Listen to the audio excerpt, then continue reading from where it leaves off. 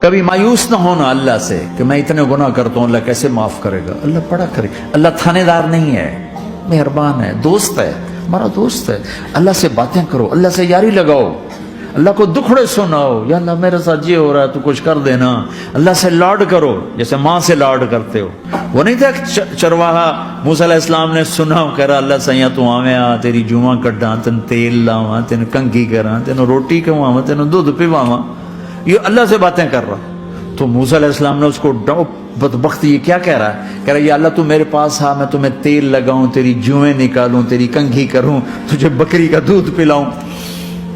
تو وہ تو بیچارہ ڈر کے رونے بیٹھ گیا۔